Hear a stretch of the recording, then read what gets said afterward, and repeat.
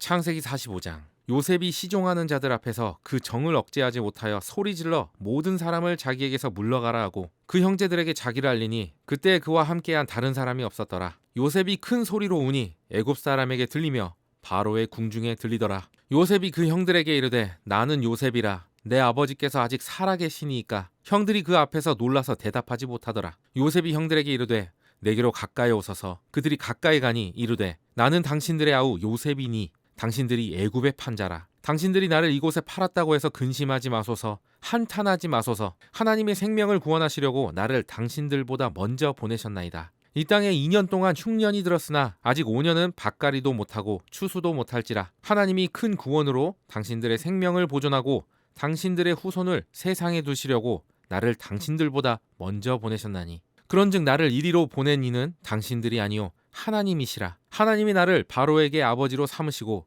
그 온 집의 주로 삼으시며 애굽 온 땅의 통치자로 삼으셨나이다. 당신들은 속히 아버지께로 올라가서 아뢰기를 아버지의 아들 요셉의 말에 하나님이 나를 애굽 전국의 주로 세우셨으니 지체 말고 내게로 내려오사 아버지의 아들들과 아버지의 손자들과 아버지의 양과 소와 모든 소유가 고센 땅에 머물며 나와 가깝게 하소서. 흉년이 아직 5해가 있으니 내가 거기서 아버지를 봉양하리이다. 아버지와 아버지의 가족과 아버지께 속한 모든 사람에게 부족함이 없도록 하겠나이다 하더라고 전하소서. 당신들의 눈과 내 아우 베냐민의 눈이 보는 바 당신들에게 이 말을 하는 것은 내 입이라. 당신들은 내가 애굽에서 누리는 영화와 당신들이 본 모든 것을 다 내 아버지께 아뢰고 속히 모시고 내려오소서 하며 자기 아우 베냐민의 목을 안고 우니 베냐민도 요셉의 목을 안고 우니라. 요셉이 또 형들과 입맞추며 안고 우니 형들이 그제서야 요셉과 말하니라. 요셉의 형들이 왔다는 소문이 바로의 궁에 들림에 바로와 그의 신하들이 기뻐하고 바로는 요셉에게 이르되 내 형들에게 명령하기를 너희는 이렇게 하여 너희 양식을 싣고 가서 가나안 땅에 이르거든 너희 아버지와 너희 가족을 이끌고 내게로 오라. 내가 너희에게 애굽의 좋은 땅을 주리니 너희가 나라의 기름진 것을 먹으리라. 이제 명령을 받았으니 이렇게 하라. 너희는 애굽 땅에서 수레를 가져다가 너희 자녀와 아내를 태우고 너희 아버지를 모셔오라. 또 너희의 기구를 아끼지 말라. 온 애굽 땅에 좋은 것이 너희 것임이니라. 이스라엘의 아들들이 그대로 할세. 요셉이 바로의 명령대로 그들에게 수레를 주고 길 양식을 주며 또 그들에게 다 각기 옷 한 벌씩을 주되 베냐민에게는 은 300과 옷 5벌을 주고 또 이와 같이 그 아버지에게 보내되 순하기 10필에 애굽의 아름다운 물품을 실리고 암나기 10필에는 아버지에게 길에서 드릴 곡식과 떡과 양식을 실리고 이에 형들을 돌려보내며 그들에게 이르되 당신들은 길에서 다투지 말라 하였더라. 그들이 애굽에서 올라와 가나안 땅으로 들어가서 아버지 야곱에게 이르러 알리어 이르되 요셉이 지금까지 살아있어 애굽 땅 총리가 되었더이다. 야곱이 그들의 말을 믿지 못하여 어리둥절하더니 그들이 또 요셉이 자기들에게 부탁한 모든 말로 그에게 말하매 그들의 아버지 야곱은 요셉이 자기를 태우려고 보낸 수레를 보고서야 기운이 소생한지라. 이스라엘이 이르되 조카도다. 내 아들 요셉이 지금까지 살아있으니 내가 죽기 전에 가서 그를 보리라 하니라. 오늘 말씀은 상처를 극복하고 앞으로 나아가자 라는 제목으로 말씀을 나눠보도록 하겠습니다. 우리는 수많은 사람들과 관계를 맺고 살아갑니다. 인간관계는 사람이 살아가는 데 있어서 굉장히 필수적인 것이죠. 그런데 문제는 그 관계 가운데서 필연적으로 어떤 갈등과 문제가 발생을 한다는 것이에요. 그 과정 가운데서 우리는 마음의 상처를 주고 받을 수밖에 없다는 것입니다. 어떤 때는 그 상처들을 쿨하게 잘 넘길 수 있기도 하지만 또 어떤 때는 잊지 못할 상처로 깊이 마음속에 자리 잡게 되는 것이죠. 그때 느꼈던 그 상처, 분노, 그 슬픔 이런 것들이 시간이 지나도 선명하게 내 마음속에 남아있다는 것입니다. 그래서 그 어떤 감정들이 계속해서 남아서 나를 괴롭게 하고 있다. 그 마음의 감정들이 해결되지 못하면 그것이 마음속 깊이 남아서 우리나라 사람들은 마음에 한이 그렇게 많아요. 그러니까 마음에 쌓인 상처들이 많다는 거죠. 그죠? 여러분, 우리가 정말로 행복한 삶을 위하여서는 더 나은 삶의 어떤 그 질을 위해서는 이러한 마음의 상처를 털어내고 극복해야 한다는 것이 필요하다는 것을 우리는 알고 있죠. 신체적인 건강적인 측면에서도 마음의 상처와 한을 극복하는 것이 굉장히 중요하다는 것을 우리는 알고 있어요. 그래서 성경에서도 이 문제를 다루고 있는데 마음의 문제가 우리의 삶의 신체와 건강의 문제까지도 연관이 된다. 깊은 관계가 있다. 성경의 잠언에 보면 이렇게 나와 있습니다. 평온한 마음은 육신의 생명이나 시기는 뼈를 썩게 한다. 또 이렇게 나와 있어요. 마음의 즐거움은 양약이라도 심령의 근심은 뼈를 마르게 한다. 마음에 즐거울 때 우리의 육체를 강하게 한다는 거죠. 건강하게 만들고 우리의 삶을 행복하게 만든다는 것입니다. 근데 내 마음이 병들고 내 마음이 좋지 않은 부정적인 감정으로 근심과 미움과 시기와 그 어떤 것들이 가득할 때에는 성경에서 특별히 뭘 얘기를 하냐면 뼈가 마르게 된대요. 뼈가 썩게 되고 뼈가 마르게 된다. 그러니까 이 뼈가 상징하는 것은 뭡니까? 우리의 어떤 전인적인 그 어떤 모습을 얘기를 하는 거죠. 그래서 내 마음만 상하는 것이 아니고 내 육체까지도 상하게 만든다. 그래서 우리가 정말로 마음속에 있는 상처, 내 마음속에 있는 그 어떤 부정적인 감정 이런 것들을 해결을 하는 것은 너무나도 중요하다. 우리의 행복한 삶을 위하여서 그것을 해결하는 것은 너무나 중요하다. 그런 것을 우리는 다 알고 있어요. 다 알고 있어요. 그런데 문제가 뭡니까? 이러한 상처를 털어내고 극복하기가 쉽지 않다는 것이죠. 왜냐하면 그 감정이 내 마음속 깊이 뿌리에 박혔어요. 그리고 그때 그 상처가, 그때 그 상황이 내 마음속에서 사진처럼 선명하게 남아있다는 것입니다. 그래서 계속해서 생생하게 그때의 감정이 계속해서 떠오르는 거죠.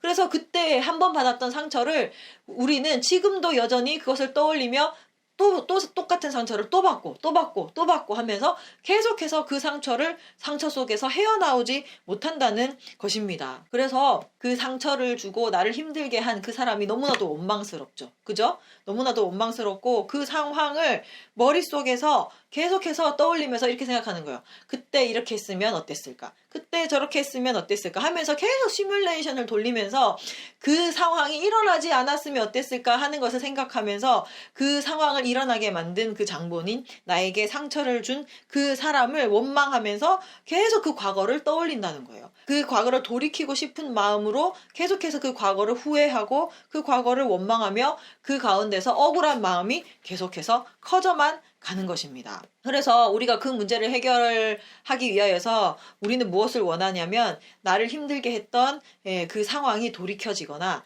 또는 나를 힘들게 한 그 사람이 그 장본인이 나에게 사과하기를 원하는 거죠. 사과하고 미안하다 하면 그 마음이 해결될 수 있을 것 같은데 또는 반대로 내가 그 사람에게 그 받은 대로 복수를 해주거나 되갚아주거나 또는 어떤 거기에 상응하는 대가를 내가 받을 수만 있다면 그러면 내가 그 상처에서 해방될 수 있을 것 같습니다.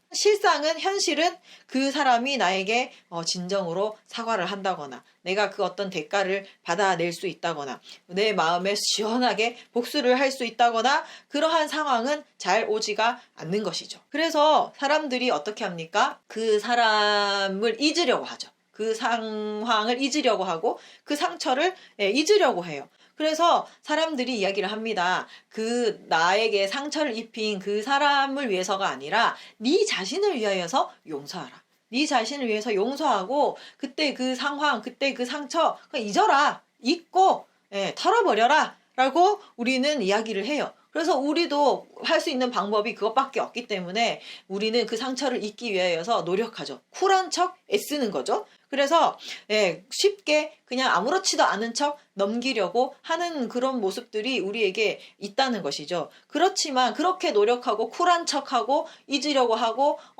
그냥 넘어가자라고 하려고 한다 할지어도 내 마음속 깊은 곳에서는 그 문제가 사실은 하나도 해결이 되어 있지 않다는 것입니다. 여러분 근데 그 마음의 문제가 해결되지 못할 때에 큰 문제점이 발생을 하게 됩니다. 그것이 무엇이냐면 내 인생이 더 이상 앞으로 나아가지 못한다는 것입니다. 더 발전하고 더 성장하지 못한다는 것입니다.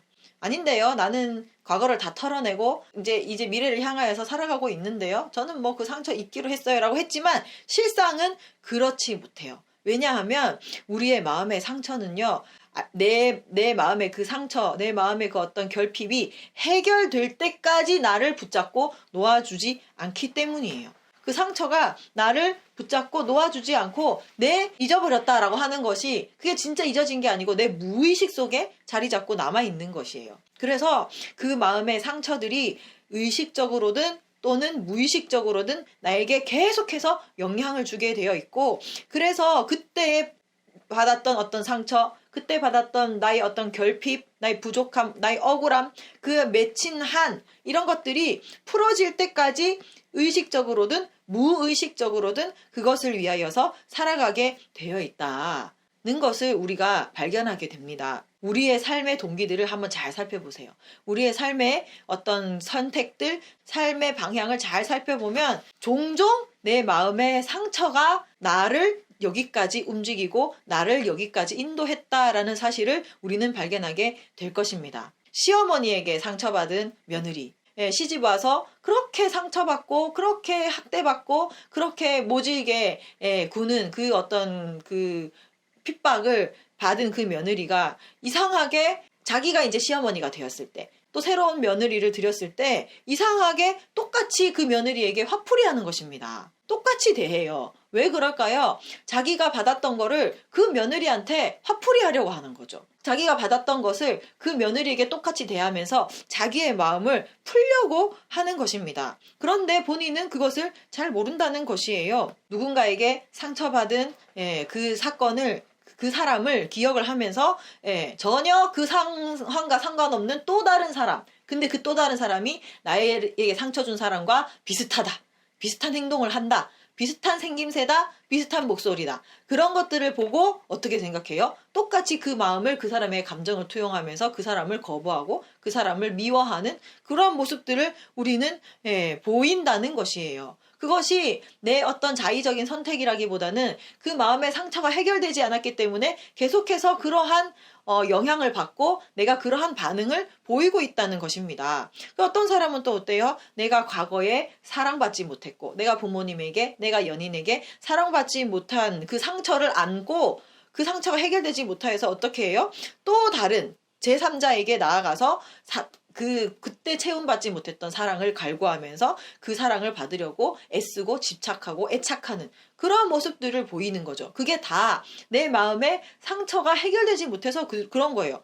또 어떤 사람은 반대로 어떻게 해요? 내가 사람들에게 상처를 너무 받아서 그 마음의 상처가 해결되지 못한 나머지 어떻게 되는 거예요? 이제는 사람들을 거부하게 되는 거죠. 사람들을 거부하게 되고, 그래서 극단적으로 어떻게 되는 거예요? 자연인이 되는 거예요. 자연인이 돼서 그 자연 속에 숨어서 사람들을 더 이상 부딪히지 않고 그 속에서 자기의 상처를 외면하고 회피한 채로 그렇게 살아가는 그 모습. 이 사람들이 정말로 자의적으로 진지하게 고민하고 내일 미래를 위하여서 결정한 행동들일까요? 그게 아니에요. 그 사람의 생각 가운데 아직도 그 마음의 상처가 해결이 안 된 거예요. 나는 쿨하게 넘겼다, 나는 잊었다라고 하면서 내가 의식적으로든 또는 무의식적으로든 계속해서 그 상처에 영향을 받고 그 마음의 그 감정이 해결이 되지 않아서 그것이 해결될 때까지 우리의 마음은 그거를 갈구하고 집착한다는 것이에요. 그래서 우리의 삶이 나도 모르게 그 상처에 이끌려서 그러한 삶을 살아가고 있다는 것입니다. 우리는 착각해요.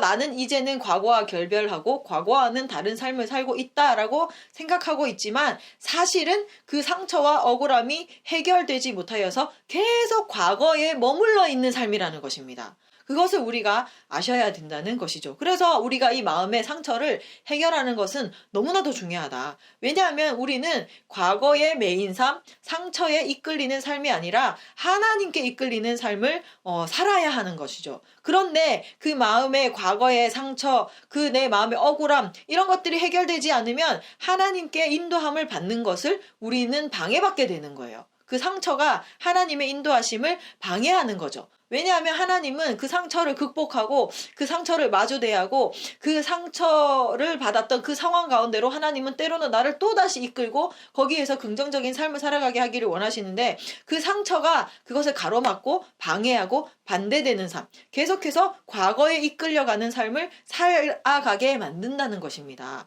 그 가운데는요, 사단의 계략이 숨어 있고요, 그 가운데 우리의 삶에 행복이 없는 것입니다. 계속 과거에 짓눌려서 과거에 종이 되어서 종노릇하면서 사단의 종노릇하면서 계속해서 그 과거에 끌려서 살아가는 불행한 삶을 우리는 살아갈 수밖에 없다는 것이에요. 우리는 진정으로 행복한 삶을 살고 하나님의 인도하심을 받기 위해서는 과거의 상처와 과거의 감정에서 자유로워야 한다. 거기에서 자유로울 필요가 있다. 그래서 과거에 나를 힘들게 했던 사람들의 그 어떤 태도, 그 사람이 나에게 사과를 했냐 안 했냐, 내가 그 사람에게 어떤 대가를 받았냐 안 받았냐, 그 사람의 삶이 속 시원한 어떤 복수심을 되갚음을 받고 내 마음이 어떤 풀어지는 마음이 됐냐 안 됐냐, 이런 것과 상관없이 그 나에게 악을 행한 그 사람의 어떤 삶과 그 사람의 태도와 상관없이 내 마음에 그 어떤 미움과 분노와 한과 부정적인 감정을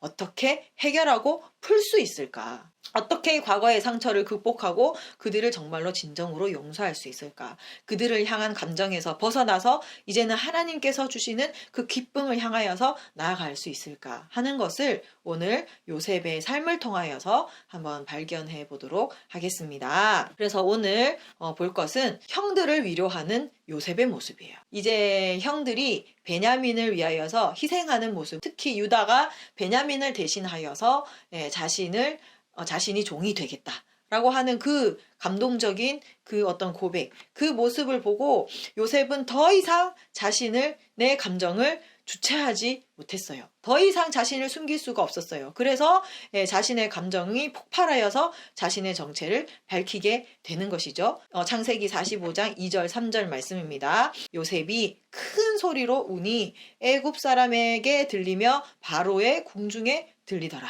그리고 말하는 거예요. 요셉이 그 형들에게 이르되 나는 요셉이라. 내 아버지께서 아직 살아계시니까 형들이 그 앞에서 놀라서 대답하지 못하더라. 지금까지 자신들을 압박하고 두렵게 했던 그 총리가 갑자기 대성통곡을 하면서, 대성통곡하는 것도 놀라운데 그 앞에서 뭐라 그러냐면 나는 당신의 당신이 팔았던 요셉이다 라고 하면서 대성통곡을 하면서 우는 것입니다. 그 형들의 반응이 뭐예요? 너무 놀랐다는 거예요. 너무 놀라서 진짜 말이 안 나오는 거죠. 대답을 할 수가 없는 거죠. 이 형들의 감정이 어떨까요? 한번 상상을 해보세요. 그냥 깜짝 놀랐을까요? 그것을 넘어서서 아마 굉장히 두려웠을 것입니다. 왜 두려웠을까요? 자신들이 그때는 우위에 있었어요. 그래서 연약하고 힘없는 동생 요셉을 형들이 다수가 힘을 합쳐서 그 약자를 공격하였고, 그래서 죽이려고 했다가 노예로 팔았죠. 굉장히 해서는 안 될 행동을 했습니다. 그러고 잊고 살았는데 그 자신들이 해하려고 하였던 그 장본인인 요셉이 다시 나타났어요. 죽지 않고 살아 돌아왔다는 거죠. 그것만으로도 놀라운데 어떻게 되어 있는가요? 당시에 강대국의 제2인자인 총리가 되어서 돌아왔다는 것입니다. 얼마나 두려웠을까요? 그 형들은 너무 놀랐을 거예요. 너무 놀랐고 너무 충격받고 그 요셉이 우리 자신들에게 보복할 것에 대하여서 특히 두렵고 공포가 엄습해왔을 것입니다. 그 형들의 그 어떤 감정이 충분히 이해가 되는 거죠. 보복이 당연한 것이고 형들은 이제 그거를 당연히 예상을 했을 거란 말이에요. 이제 나는 죽었다. 그런데 요셉의 반응이 더 반전이에요. 요셉은 그 형들의 마음을 헤아린 거예요. 다 헤아리고 오히려 형들의 그 두려움과 근심을 보고 위로해요. 간곡하게 위로하면서 이야기를 합니다. 5절 말씀을 펴봅시다. 당신들이 나를 이곳에 팔았다고 해서 근심하지 마소서, 한탄하지 마소서. 하나님이 생명을 구원하시려고 나를 당신들보다 먼저 보내셨나이다 라고 이야기를 하는 거죠. 그죠? 여러분, 여기에서 우리는 요셉의 마음을 볼 수 있는 거죠. 요셉은 형들을 완전히 용서한 모습이에요. 오히려 그들을 위로하고 그들에게 도움을 주려고 하는 그 모습을 요셉에게서 볼 수가 있습니다. 이러한 모습이 드러날 수 있었을까요? 어떤 사람은 이제 이렇게 생각할 수 있을 거예요. 요셉이 형들보다 잘 됐으니까, 결과적으로는 잘 됐으니까 그렇지 않을까? 그러나 여러분, 생각해 봅시다. 내가 잘 된 것과 내 마음의 상처는 별개예요. 여러분, 내가 아무리 잘 되어도 내 마음속에 그때 받은 상처, 그거는 해결되지 못하면 계속 마음속에 남아있어요. 만약에 요셉이요, 그 마음의 상처가요 해결되지 않은 채로 잘 됐다? 그러면 어떻게 되었을까요? 자기가 가진 지위로 보복하려고 했을 것입니다. 자기가 잘 됐기 때문에, 형들보다 잘 됐기 때문에, 결과가 좋았기 때문에 형들을 용서할 수 있었다? 그게 아니에요. 그러면 두 번째로 생각해 볼 것은, 형들이 회개했기 때문에, 베냐민을 위하여서 희생하고 우리가 잘못했구나라고 서로 막 이야기를 하면서 그 회개하고 고백하는 그 모습 때문에 요셉이 그 마음의 상처가 풀렸을까? 그 응어리가 풀렸을까? 물론 형들의 회개로 요셉과의 관계가 회복된 건 사실이에요. 그 형들이 그 요셉 앞에서 자신들의 죄를 고백하고 와 우리가 잘못했구나 하는 것을 깨달았기 때문에 하나님께서 그 요셉과 형들의 관계를 회복시키셨고, 그래서 요셉과 형들이 화해하고 요셉과 형들이 함께 있을 수 있게 된 것, 다시 관계가 회복된 것은 사실입니다.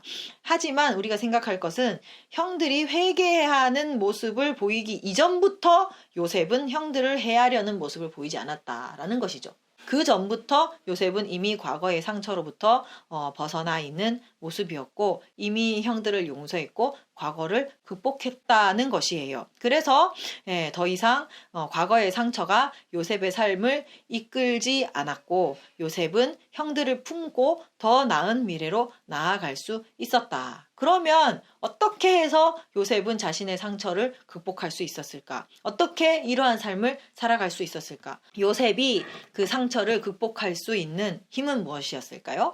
그것은 바로 하나님이었던 거죠. 하나님으로 인하여서 그 상처를 극복할 수 있었다는 것입니다. 요셉은 발견했어요. 인생을 다스리시는 하나님을 발견했어요. 인생을 다스리시는 하나님.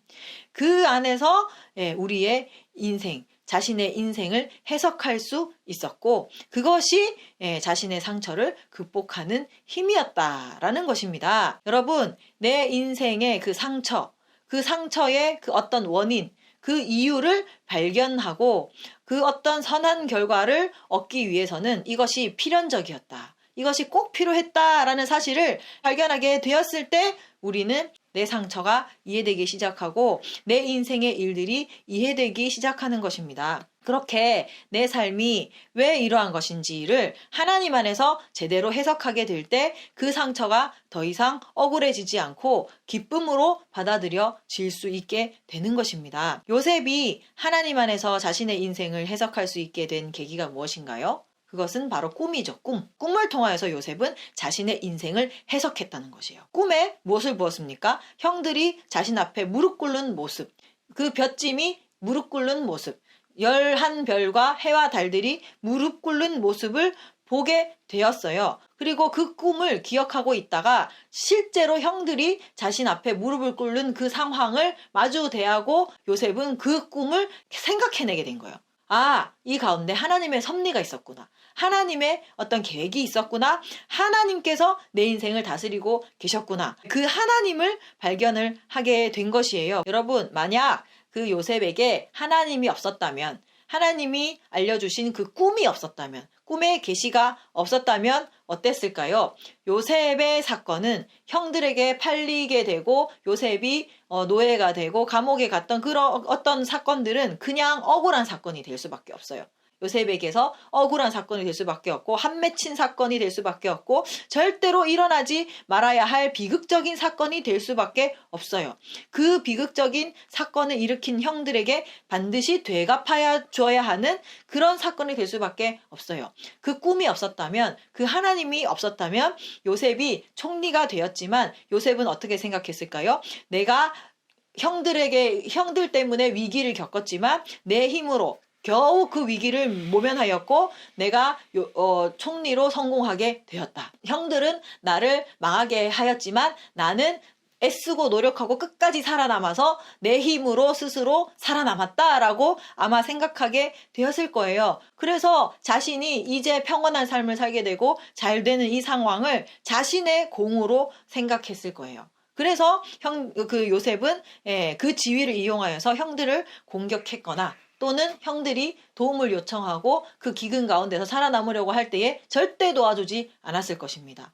요셉이 그 하나님이 없었다면, 꿈이 없었다면, 하나님의 그 어떤 계시, 하나님의 뜻을 알려주지 않았다면, 요셉이 그것을 몰랐다면, 하나님을 몰랐다면 요셉은 절대 자신의 인생을 해석할 수가 없어요. 제대로 해석할 수가 없습니다. 그렇다면 요셉은 어떻게 하느냐? 그 모든 사건들이 다 억울한 사건들이고 절대 일어나지 말아야 할 사건들이고, 나는 그것을 반드시 그 형들에게 되갚아줘야 하고, 이 형들이 나에게 무릎 꿇는 이 상황을 봤을 때, 아, 이것이 기회다. 이 내 마음의 상처를 해결할 수 있는 그 기회가 찾아왔구나라고 생각했을 것입니다. 여러분, 근데 요셉은 하나님을 알았어요. 그리고 하나님께서 보여주신 꿈이 있었습니다. 그 꿈의 계시를 알고 있었어요. 그래서 그 꿈의 계시를 통하여서 하나님께서 자기 인생에 개입하고 계신다라는 것을 알게 된 것입니다. 그래서 이 모든 일들이 다 하나님께로부터 시작되었다. 그래서 요셉이 고백한 거죠. 형들이 나를 판 것이 아니라 하나님이 나를 이곳으로 보내셨다라는 것을 고백하게 되는 것이에요. 그리고 또 아는 것이죠. 하나님이 이 형들의 악행을 사용하셔서 그 선한 뜻을 이루셨다. 요셉은 발견하게 되는 것입니다. 창세기 50장 20절, 당신들은 나를 해하려 하였으나 하나님은 그것을 선으로 바꾸사 오늘과 같이 많은 백성의 생명을 구원하게 하시려 하셨나니. 형들은 나를 해하려고 하였지만 하나님이 그것을 선으로 바꾸셨구나라는 것을 요셉은 알게 된 거예요. 여러분, 요셉의 인생뿐만 아니라 우리의 인생도 하나님의 섭리 안에 있습니다. 아멘이십니까? 하나님께서 우리의 인생에 다 개입하고 계시는 것입니다. 아멘이십니까? 마태복음 10장 29절에서 30절 읽어보겠습니다. 참새 두 마리가 한 아사리온에 팔리지 않느냐? 그러나 너희가 아버지께서 허락하지 아니하시면 그 하나도 땅에 떨어지지 아니하리라. 너희에게는 머리털까지 다 세신 바 되었나니. 아멘이십니까?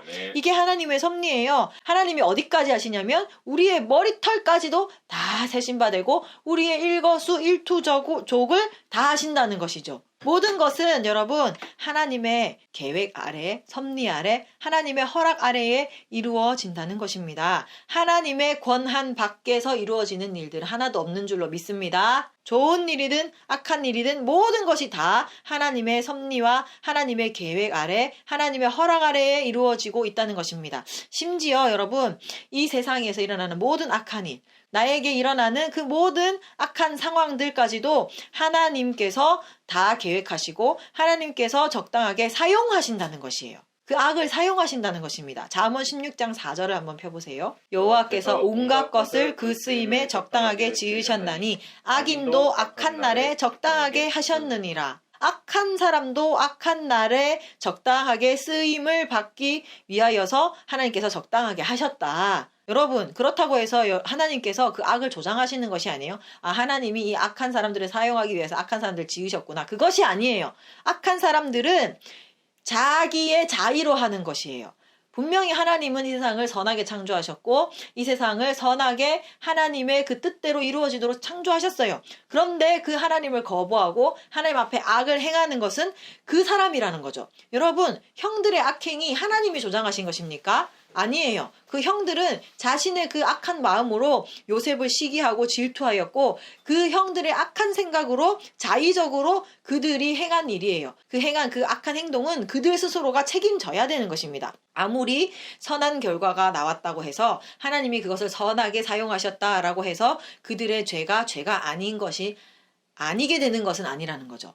여러분, 하나님 앞에 불평하지 마세요. 이 세상 모든 것이 다 하나님께서 하나님의 섭리 안에 있다면 하나님이 왜 악인들을 그대로 내버려 두셨나요? 악한 일들이 일어나도록 내버려 두셨나요? 하나님 나쁜 사람 아닌가요? 아니에요. 하나님이 하신 거 아닌가요? 아니에요. 그들 스스로가 악하여서, 사람이 악하여서 하나님을 대적하고 하나님의 앞에 반항하면서 악한 일을 행했어요. 그러나 하나님은 그것을 오히려 사용하시는 거예요. 그들의 악행을 사용하시고 선하게 바꾸시는 분이 하나님이십니다. 하나님은 그걸 수습하시고 선하게 만드시는 분이시라는 것을 우리가 아셔야 되는 것이에요. 그래서 형들은요, 그 하나님 앞에서 분명한 죄를 지었고 하나님 앞에서 그리고 요셉 앞에서 분명히 회개하는 것이 필요한 거예요.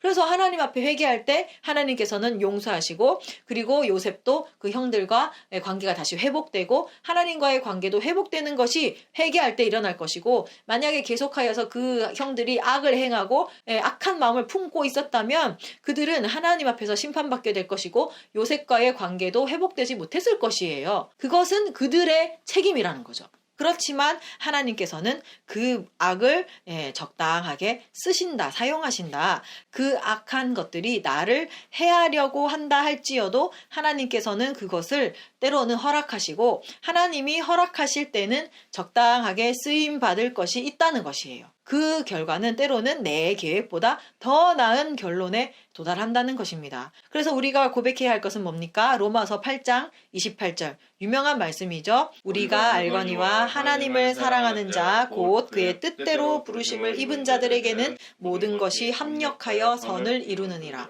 믿으십니까? 그리고 그 안에서 우리가 당하였던 상처, 우리가 당하였던 그 사건의 이유를 발견하시기를 바랍니다. 하나님께서 선을 이루신다는 것을 믿을 때에 나의 상처의 그 이유를 우리는 발견할 수가 있어요. 그 하나님의 말씀 안에서 우리는 그 사건이 납득되어질 때에, 그 사건이 받아들여질 때에 그 상처 안에서 자유할 수가 있는 것입니다. 그때 그 상처는 더 이상 의미 없는 억울한 것이 아니라 나에게 꼭 필요한 것이 될 줄로 믿습니다. 아멘이십니까? 네. 여러분, 하나님 없이 이유를 발견할 수 없어요. 하나님을 떠나서 그 이유를 발견할 수가 없습니다. 우리는요, 하나님 없이 그 이유를 찾으려고 애쓰고 노력하죠. 하지만 그 결과는 내 마음속에 깊이 납득되지 못한다는 것이에요. 예를 들자면 이런 것이죠. 어떻게 생각하는 거예요?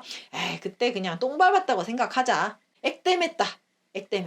그냥 앞으로 나쁜 일이 일어날 건데 이 일로 퉁쳤다, 액땜했다, 이렇게 우리의 상처와 그 사건들을 그렇게 해석을 한다는 것이에요. 이것들은 여러분 임시방편이에요. 당장에는 그 마음이 그냥 해결될 수 있을진 몰라도 내 마음속 깊은 곳에서는 이러한 이유들로는 진정으로 그 마음의 상처가 납득되어지지가 않는 거예요. 깊은 충족감을 느끼지 못하는 거예요. 그러한 임시방편적인 이유를 통해서는 진정한 용서가 일어나지 않아요.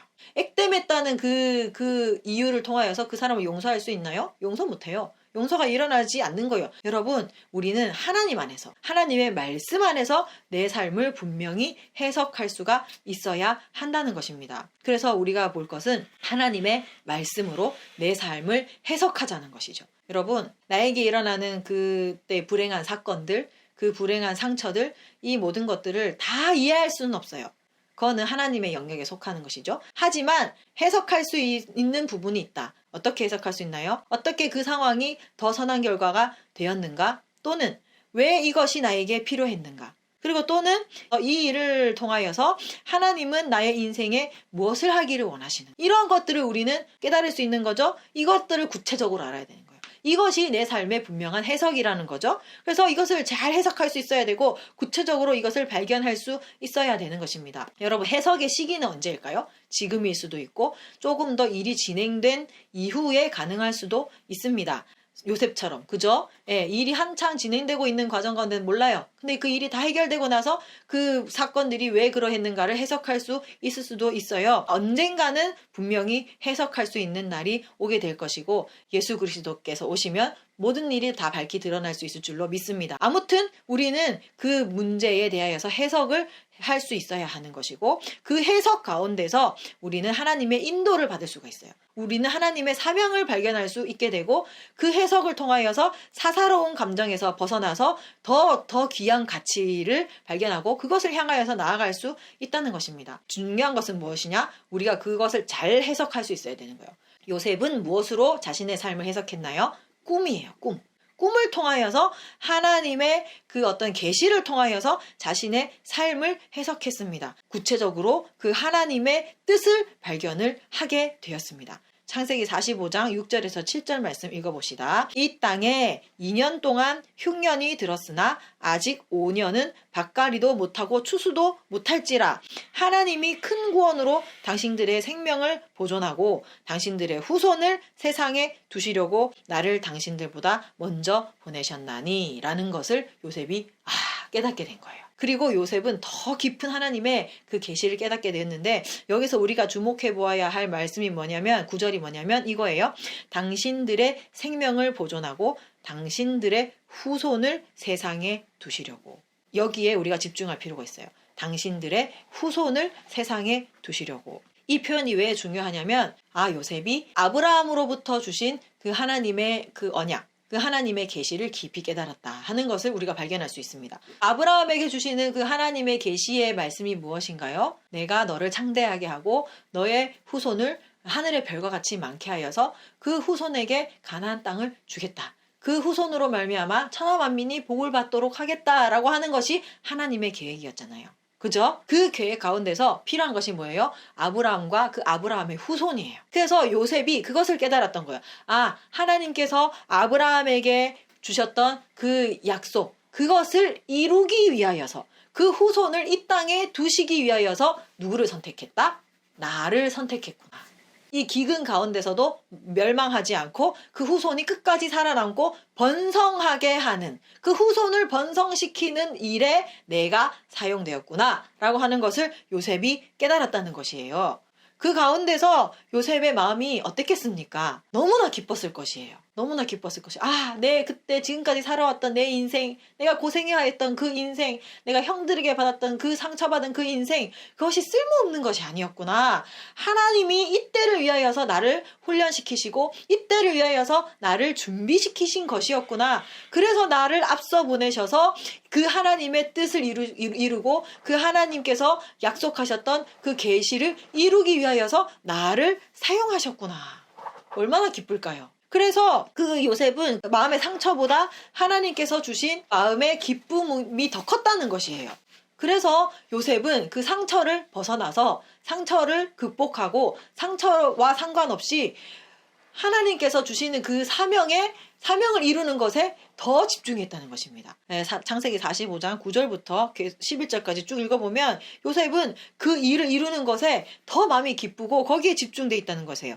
당신들은 속히 아버지에게로 올라가서 아뢰기를, 아버지의 아들 요셉의 말에 하나님이 나를 애굽 전국의 주로 세우셨으니 지체 말고 내게로 내려와라. 빨리 나에게로 내려와라. 그리고 아버지의 아들들과 아버지의 손자들과 아버지의 양과 소와 모든 소유가 어디에? 고센 땅에 머물며 나와 가깝게 하소서. 이곳에서 이 땅에서 후손을 번성시켜야 한다라는 그 사명감으로 충만한 거죠. 그러면서 얘기를 하는 겁니다. 흉년이 아직 5해가 있으니 내가 거기서 아버지를 복양하리이다. 아버지와 아버지의 가족과 아버지에게 속한 모든 사람에게 부족함이 없도록 하겠나이다. 요셉은 하나님께서 주신 사명감으로 충만한 거예요. 형들을 향한 원망, 형들을 향한 그 미움, 그게 지금 중요한 게 아니에요. 그 마음이 하나님의 그 뜻 안에서 다 해결되어지고 다 납득되어지고 오히려 슬픔이 아니라 기쁨으로 그 상처가 다 받아들여진 것입니다. 그 요셉의 마음이 이해가 되십니까? 요셉은 하나님의 그 섭리 가운데서 그 놀라운 은혜를 발견하게 되고 그 하나님의 섭리 안에서 그 마음이 기쁨으로 충만하게 되고 그 상처도 기꺼이 기쁨으로 받아들이고 내 사명을 이루는 수단으로 받아들이게 되면서 그 마음 안에서 기쁨과 감사함이 충만하고 감격이 가득 차게 된 것인 거죠. 하나님으로 인해서 자신의 그 삶이 정확하게 해석되어질 때 우리의 마음의 상처가 다 해결된다는 것입니다. 그 마음의 상처가 해결될 때 어떻게 되는 거예요? 형들의 악행을 다 용서할 수 있는 거죠. 그게 사사로운 감정이 되어져 버리는 거예요. 그게 중요한 게 아니게 되어져 버리게 되는 것이요. 그것이 오히려 기쁨으로 받아들여지게 되는 것입니다. 그래서 요셉은 그 사명감 안에서 충만하여서 그 사명감을 이루기 위해서 더 애쓰고 노력하면서 형들까지도 다 품고 그 원수들을 다 품고 앞으로 나아갈 수 있게 되었다는 것이에요. 요셉의 삶에서 상처를 발견할 수 있습니까? 상처에 짓눌린 삶을 발견할 수 있습니까? 상처에 끌려다니는 선택을 하는 모습을 발견할 수 있습니까? 전혀 아니요. 요셉은 그 과거를 극복하고 상처를 극복하고 그 형들까지도 품고 앞으로 나아가는 요셉의 모습을 우리는 발견하게 되는 것입니다. 여러분, 우리도 하나님의 말씀 안에서 우리의 상처를 구체적으로 해석할 수 있어야 돼요. 그것이 무엇인가를 깊이 고민해 볼 수 있어야 되는 것이에요. 뭔가 하나님의 뜻이 있겠지. 이걸 넘어서서 왜 하나님이 나에게 이러한 것들을 허락하셨고 어떻게 이것이 선하게 나에게 작용하게 되었는지를 우리는 잘 발견할 수가 있어야 되는 것입니다. 여러분, 하나님께서는 우리의 삶을 선하게 인도하시죠. 그죠? 어떤 틀 안에서 선하게 인도하시느냐? 하나님의 그 말씀 안에서 선하게 인도하신다 하는 것을 구체적으로 발견할 수 있어야 되는 것이에요. 무작정 나를 잘되게 하시는 것이 아니에요. 그렇게 해석해서는 안 돼요. 내가 지금은 조금 잘 안 됐다가 내가 사실은 이 회사에 입사하려고 했는데 그게 아니고 저 회사에 입사하게 하신 것이 하나님의 뜻이구나. 알고 봤더니 이 회사가 더 복지가 좋고 이 회사가 더 조건이 좋았다. 그래서 하나님이 이 더 좋은 조건으로 나를 보내시려고 앞에 회사를 떨어지게 하셨구나. 이렇게 해석하는 것이 아니에요. 나를 더 좋게 하려고, 나를 더 풍족하게 하려고, 나를 더 안정감 있게 하려고 여기에 나를 보내셨구나 라고 해석하는 것이 아니라 하나님의 말씀 안에서 나를 선하게 인도하심을 발견을 해야 되는 거예요. 하나님의 말씀 안에서, 하나님의 뜻 안에서, 하나님의 목적 안에서 나의 삶을 해석할 수 있어야 되고, 하나님의 목적은 무엇이냐? 하나님의 나라예요. 하나님의 나라. 하나님의 나라를 이루고 하나님의 뜻을 이루고 하나님의 나라가 이 땅에 도래하게 하는 것이 하나님의 뜻입니다. 우리는 그 여정 가운데서 우리의 삶을 해석할 수 있어야 되는 거예요. 내 상처가 내 하나님의 나라를 이루는데 어떻게 사용되었나? 나의 상처, 나의 과거, 나의 그 불행한 그 비극들이 하나님의 나라를 이루는데 어떻게 사용되어졌는가? 지금 하나님의 나라를 이루어가는 그 여정 가운데 하나님은 나를 어디쯤에 두셨나? 이런 것들을 우리가 발견할 수 있어야 되는 것입니다. 이렇게 해석해야 된다는 것이죠. 어떻게 해석해야 되는지를 제가 지금 구체적으로 알려드리는 것이에요. 여러분들의 삶의 모든 상황들을 내가 구체적으로는 알 수는 없어요. 그렇지만 하나님의 목적은 하나님의 나라를 이루는 것이고 그 목적 아래에서 내가 하나님의 나라를 이루는 과정 가운데 나는 지금 어디쯤에 서 있는가? 이 상처가 어떻게 사용되어지고 있는가? 요셉은 그걸 발견을 한 거죠. 그죠? 하나님의 나라를 이루는데 하나님의 그 후손, 하나님의 언약의 후손을 남기는 데 있어서 나는 어디에 사용되어지고 있는가? 어디에 위치하고 있는가를 분명하게 발견하게 되었고 그 과정 가운데서 내 상처가 의미가 있어지고 내 그때 고생하면서 살아왔던 삶이 이해가 되어지고 납득되어지고 받아들여지면서 그 안에서 기뻐할 수 있게 되어지는 것입니다. 그래서 이걸 통하여서 하나님은 나를 회개시키시는구나. 이걸 통하여서 나를 변화시키시는구나. 이걸 통하여서 하나님의 나라가 도래하게 하시는구나 하는 그 하나님의 인도를 발견할 수 있어야 하는 것입니다. 잊지 못하는 고백이 있어요. 잊지 못하는 고백.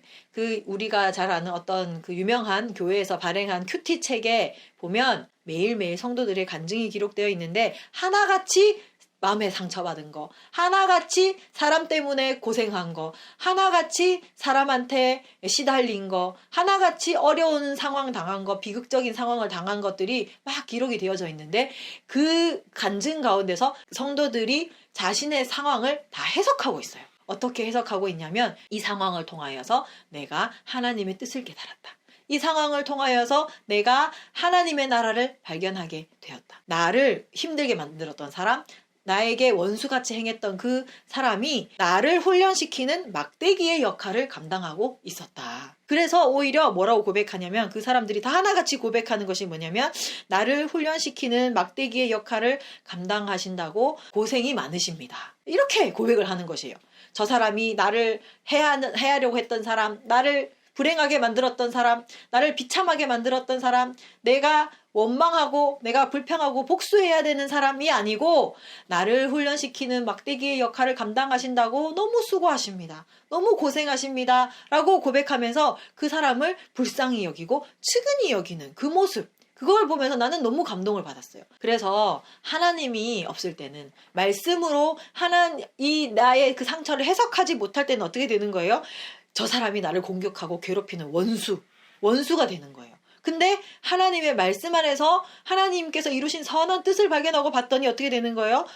하나님 안에서 나를 훈련한 막대기구나. 저 사람도 자신의 그 어떤 악행 가운데서 괴롭고 고생 중이구나 하는 것들을 발견하고 측은히 여긴다니까요. 측은히 여기고 불쌍하게 여기고 이 과정들이 필연적이었구나. 비록 저 사람이 그 악을 통하여서 나를 해하려고 하였지만 이 과정이 나에게는 필연적이었구나. 하나님이 그 악을 사용하셨구나 라고 할 때에 그 사람을 진정으로 불쌍히 여기고 진정으로 용서할 수 있다는 것이에요. 여러분, 예수님도 그래서 이렇게 고백을 하셨습니다. 누가복음 23장 34절에 자신에게 손가락질하고 자신을 십자가에 못 박은 그 사람들을 아버지 저들을 사하여 주옵소서 자기들이 하는 것을 알지 못함이니이다. 그래서 예수님이 자기를 판 유다, 가룟 유다에게 이렇게 얘기를 하는 거죠. 인자는 자기에게 대하여 기록된 대로 가거니와. 하나님의 사명을 따라서 기록된 대로 가룟 유다에게 팔리고 십자가에 못 박히는 길을, 고난의 길을 가게 되지만 인자를 파는 그 사람에게는 화가 있으리로다. 그 사람은 차라리 태어나지 아니하였더라면 제게 좋을 뻔하였느니라. 예수님이 그 모습을 보고 너무 안타까워하시는 거죠. 이 말을 들었음에도 불구하고 유다는 어떻게 했어요? 자기의 악행으로 예수님을 팔았어요. 그 악행은 유다에게 있는 거죠. 그 책임은 본인에게 있는 것이에요. 그렇지만 예수님은 그 사람의 삶을 보고 내가 3년 동안 얼마나 내가 자신을 위하여서 희생하고 애쓰고 노력하면서 사랑해주고 가르쳐줬는데 어떻게 나에게 배신할 수가 있느냐라고 한 것이 아니고 나는 하나님의 길을 간다. 나는 그것을 받아들이고 너의 그 악행을 받아들이고 나에게 상처 준 것을 받아들이고 그걸 용납하고 다 이해한다. 그렇지만 너의 인생이 너무 불쌍하구나 라고 예수님께서 말씀하시는 거예요. 그래서 뭐라고 하는 거예요? 하나님 저들의 죄를 용서하여 주시옵소서. 저들이 하는 짓이 무슨 짓인지를 본인은 모르고 있습니다 라고 고백할 수 있게 되는 것인 거죠. 해석을 하니까 이게 가능한 것이에요. 스데반도 똑같이 고백하는 것입니다. 사도행전 7장 59절에 보면 그들이 돌로 스데반을 치니 스데반이 부르짖어 이르되 주 예수여 내 영혼을 받으시옵소서 하고 무릎 꿇고 크게 불러 이르되 뭐라고 고백합니까? 주여 이 죄를 그들에게 돌리지 마옵소서. 이 말을 하고 자니라. 어떻게 이렇게 용서할 수 있을까? 어떻게 이들을 품고 자신의 사명을 감당하고 앞으로 나아갈 수 있었을까? 이 비극적인 상황 가운데 하나님의 섭리가 있다는 것을 깨닫고 하나님의 사명을 발견하고 그 가운데서 모든 것을 납득하고 받아들이는 사람만이 이 일을 감당할 수 있다는 것입니다. 아멘이십니까? 여러분, 비극적인 상황 가운데서 하나님의 뜻이 이루어진다는 사실을 깨닫기 바랍니다. 그 상황을 받아들이고 납득을 할 때에 오히려 그것은 상처가 되지 않고 그 속에서 사명을 발견할 수 있는 거예요. 하나님의 선하신 뜻을 발견할 수 있고 더 나은 삶으로 나아갈 수 있는 길을 발견할 수 있게 되는 것입니다. 그래서 오히려 그 과정 가운데서 하나님께서 상대방의 악을 사용하시는구나 하는 것을 깨닫고 어떻게 되는 거예요? 그들을 불쌍히 여기고 측은히 여기게 되는 것입니다. 그 가운데서 무엇이 일어나는 거예요? 원수를 사랑하는 것이 일어나게 되는 것이에요. 아멘이십니까? 네. 원수를 불쌍히 여길 수 있게 되는 것이에요. 그 가운데서 원수가 넘어지고 쓰러질 때에 기뻐하지 않는 사람이 될 수가 있다는 것입니다. 아멘이십니까? 네. 아멘. 원수를 위하여서 기도하는 사람이 될 수 있습니다. 아멘. 네. 아멘. 여러분, 하나님 안에서 우리의 삶을 잘 해석합시다. 그 가운데 우리는 더 이상 내 상처로 인하여서 자신의 삶을 갉아먹는 것을 멈출 수가 있어요. 계속해서 그 상처로 인하여서 살아가는 삶을 멈출 수가 있어요. 그 상처로 인하여서 상대방을 원망하고 그 상대방을 미워하는 마음을 멈출 수가 있어요. 그 마음에서 벗어나서 해방될 수가 있다는 것입니다. 거기서 해방되어서 어떻게 되는 거예요? 나를 살리고 다른 사람을 살리고 심지어 원수까지 살리는 삶으로 나아갈 수 있게 되는 것입니다. 아멘이십니까? 아멘. 아멘. 말씀을 정리합시다. 여러분, 우리에게는 수많은 상처가 있습니다. 그죠? 그래서 우리가 알게 모르게 그 상처가 이끄는 대로 지금까지 살아왔어요. 과거의 상처 때문에 그것을 해결하기 위하여서 내 마음에 그 응어리진 것을 풀기 위하여서 살아왔습니다. 그렇지만 그것을 잘 해결하지 못하고 그 상처가 해결되지 못하여서 계속해서 나를 좀먹으며 계속해서 나도 모르게 과거에 매인 낭비한 인생을 우리가 살아왔습니다. 여러분, 이 삶에서 우린 이제 벗어납시다. 자유하고 앞으로 나아갑시다. 하나님 안에서 그 상처를 극복할 수가 있습니다. 하나님 안에서 섭리를 발견할 수 있고 모든 것을 협력하여 선을 이루시는 하나님을 발견할 때에 나의 상처를 긍정적으로 해석할 수가 있습니다. 아멘이십니까? 하나님께서는 하나님의 나라를 이루십니다. 그 과정 가운데에 나의 상처를 사용하십니다. 나에게 상처 준 그 악한 사람을 사용하십니다. 우리는 그 가운데서 나에게 상처 준 악한 사람을 바라보는 것이 아니고 하나님을 바라보며 하나님께서 주신 그 뜻과 사명을 발견해야 될 줄로 믿습니다. 그 안에서 해방감을 누리고 그 안에서 기쁨을 누리게 될 것입니다. 그 상처를 벗어나서 그 사람들을 사랑하며 원수를 사랑하고 살리는 일들을 감당하게 될 수 있을 줄로 믿습니다. 그 안에 하나님의 나라가 있고 자유가 있고 평안이 있고 안식이 있는 줄로 믿습니다. 가사를 묵상해 볼까요? 주께서 주신 모든 시간 헛된 것이 없네. 주님의 뜻을 알기는 어렵지만 이유 있음을 알기를 원합니다. 나의 모든 걸음이 주님 안에 있기에 주의 이야기가 되고 나는 나의 한계를 넘어서서 하나님의 뜻을 이루는 놀라운 사람이 될 것입니다.